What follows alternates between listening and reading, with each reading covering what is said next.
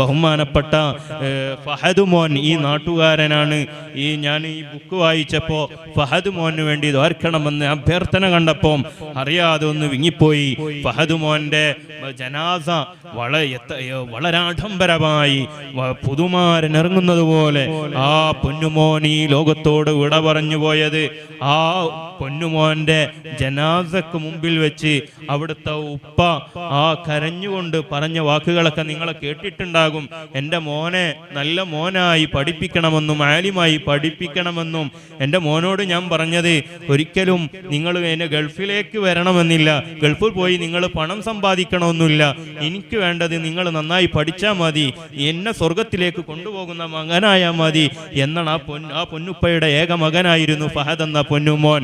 നമുക്ക് പറയാതിരിക്കാൻ കഴിയില്ല. ഈ നാട്ടുകാരനും ഞാൻ പഠിച്ച സ്ഥാപനത്തിലെ എൻ്റെ അനുജ സഹോദരനും കൂടിയാണ്. അതുകൊണ്ട് ആ ഫഹദ് മോനെ അനുസ്മരിക്കാതെ എനിക്ക് ഈ പരിപാടിയിൽ നിന്ന് പോകാൻ പറ്റാത്തത് കൊണ്ട് പറയുകയാണ്.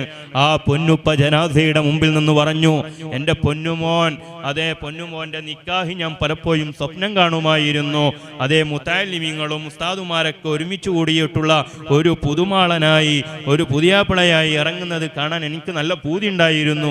എനിക്ക് ഇനി അത് സ്വർഗത്തിൽ കാണാൻ പറ്റൂലേ, ഈ മോന്റെ ജനാസ സംസ്കാരത്തിന് അങ്ങനെ എനിക്ക് കാണാൻ പറ്റൂലേ എന്ന സ്വന്തം മകന്റെ ജനാസക്ക് മുമ്പിൽ ആ പൊന്നുപ്പ പറഞ്ഞത് അവിടുത്തെ ഒരു ആത്മധൈര്യവും അതുപോലെ തന്നെ ആ ക്ഷമയും നമ്മളൊക്കെ വല്ലാതെ ആശ്ചര്യപ്പെട്ടു പോയിട്ടുണ്ട്. ആ ഫഹദ് മോന് അള്ളാഹു സ്വർഗം കൊടുക്കുമാറാകട്ടെ.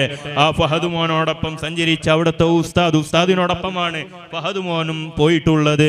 അസ്ലം അഹ്സനി ഉസ്താദിനും അള്ളാഹു സ്വർഗം കൊടുക്കുമാറാകട്ടെ. ഒരുപാട് പേര് ദുആ കൊണ്ട് വസിയ്യത്ത് ചെയ്തിട്ടുണ്ട്. ഒരുപാട് പ്രയാസങ്ങൾ പറഞ്ഞ് ചെറുതും വലുതുമായി ഇതിലേക്ക് സഹായങ്ങൾ നൽകിയവർ 32 വർഷമായി ഇതിലേക്ക് സഹായങ്ങൾ നൽകുന്നവരും പങ്കെടുക്കുന്നവരും ഇതിൽ പങ്കെടുത്ത പലവരും ഇന്ന് 6 അടി മണ്ണിലാണ്.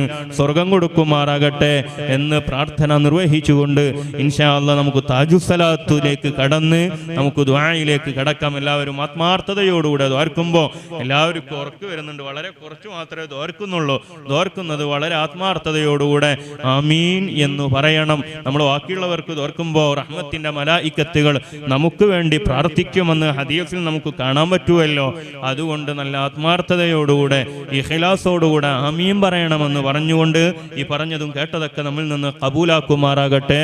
ആഖിറു ദഅവാനാ അൽഹംദുലില്ലാഹി റബ്ബിൽ ആലമീൻ.